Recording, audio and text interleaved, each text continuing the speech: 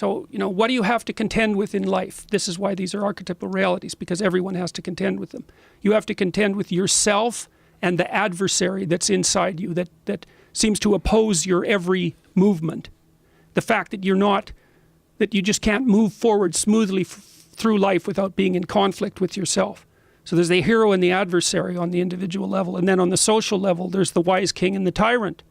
You're always going to run into that. I don't care if you're a Bantu tribesman or a New York lawyer.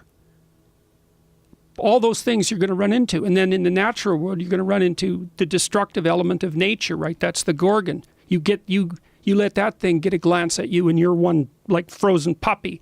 But also there's the benevolent element of nature. That's feminine. That's Mother Nature. Both of those extremes. So, and that's the world. That's the archetypal world.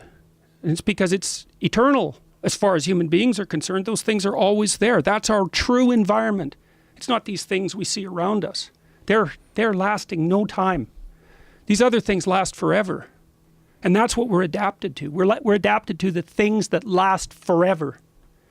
So, but yet we go through this finite life searching for meaning. Well, and it's funny to note where meaning seems to locate itself. You want a meaning that justifies the suffering. It's something like that.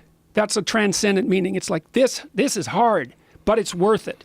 Okay, so what do? Pick something worth it, right? That's partly what I try to get people to do with that future authoring program. So say, okay, look, here's a place to start. You got your miserable self right now. It's like 3 to 5 years out. Imagine what your life could be like if you had what you would give yourself if you were taking care of yourself. What would life be like? Just come up with an idea even about that. And so then people do that. And then they write out a plan to attain it. And then the college kids are like 30% more likely to stay in university if they do that, especially if they're men. Because men need a purpose. I think women have a purpose.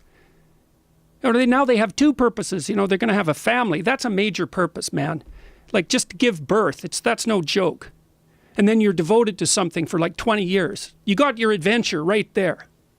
Yeah, but a lot of women find great offense in someone saying that, especially a man saying that, mansplaining that a woman's purpose is to breed, right? I mean, isn't that a giant issue that a lot of women have?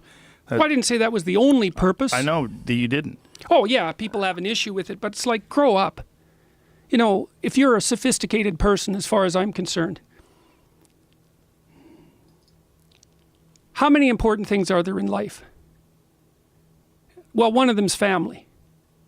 Like, it's as simple as that. Now, you might say, well, family isn't the end-all solution. It's like, yeah, well, thanks for pointing that out, I've dealt with plenty of pathological families. But it's a huge part of life. You have a mother and a father, you have children, it places you in the world. And any society that, look, there's a reason societies worship the Virgin Mother and the child. It's because societies that don't die.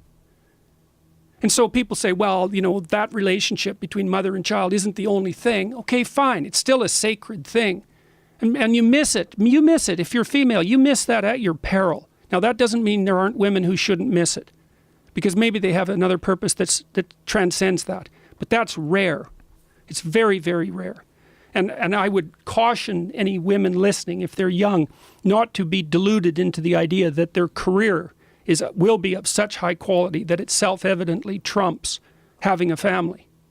You have to have a hell of a career before that's the case.